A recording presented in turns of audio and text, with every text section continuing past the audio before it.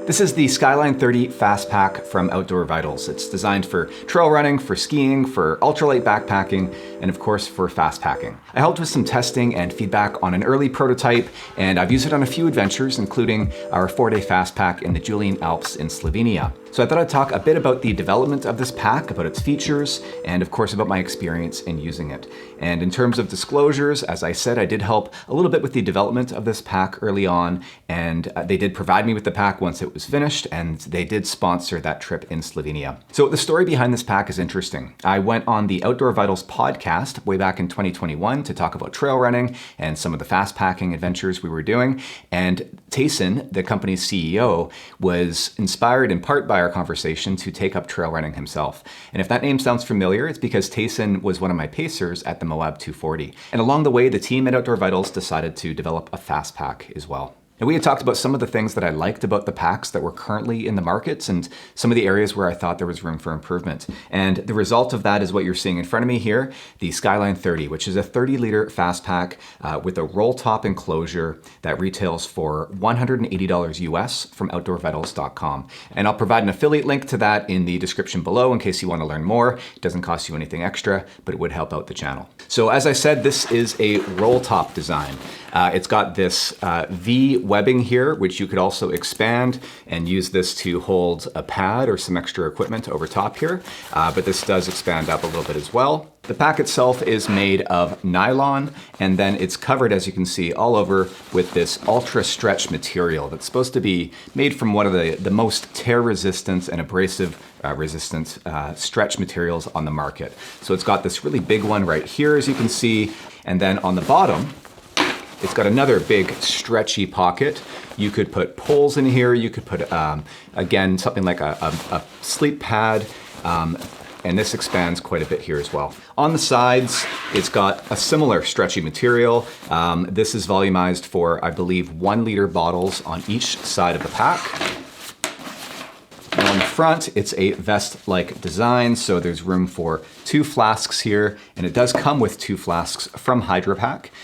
These are similar to the ones that you'd get with a Salomon vest, and those fit in right here. They can be secured using these loops at the top and cinched down as well using these straps. There's then 2 pockets at the bottom of each for food, things like that, as well as zippered pockets over top of the flasks where you can keep more valuable items. It's got a waist belt here, which this can actually be removed. It can be unclipped at the bottom. But this helps just to minimize the rotation of the pack. So this isn't sort of meant to be weight bearing. This isn't like a hip belt. Again, more just to keep it from moving around too much.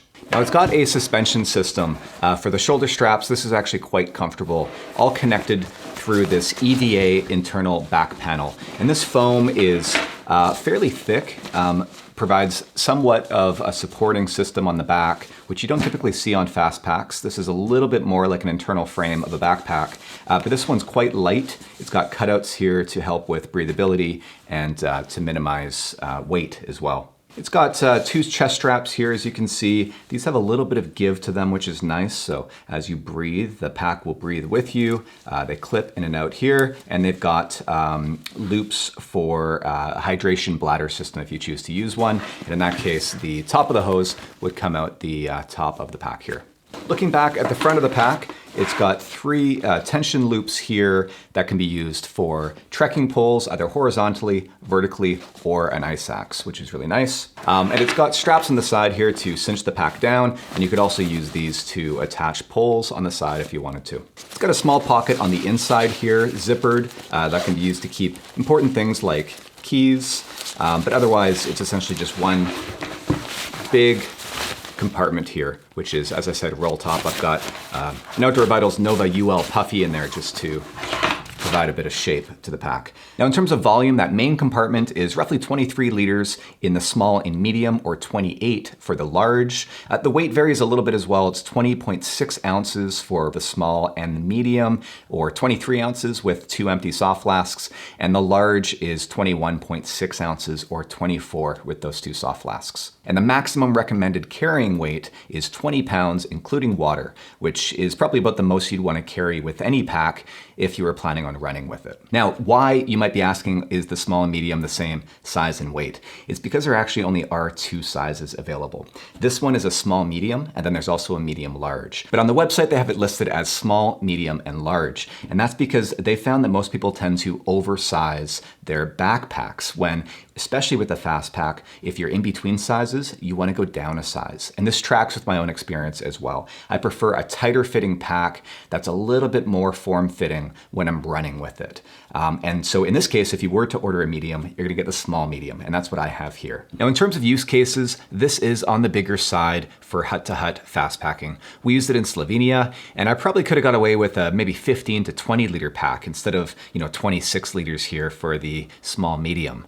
But it was useful in a lot of ways. I was able to carry a lot of Audrey's gear so that she could get away with carrying just a 12 liter pack, and we had to carry helmets for that route, and so I was able to strap a helmet to the top and cinch it down using the straps over top as well. I also had some camera gear with me. But a 26 to 31 liter pack would be perfect for true fast packing where you're carrying a shelter and sleeping system, say for 1 or 2 nights. And so this is the pack I would use when wild camping, either with the bivy or with the lightweight tent. I used this when camping in Utah recently with the team at Outdoor Vitals, actually, where I was carrying a tent, and it worked out perfectly there. And it runs quite well. It's comfortable, it's durable.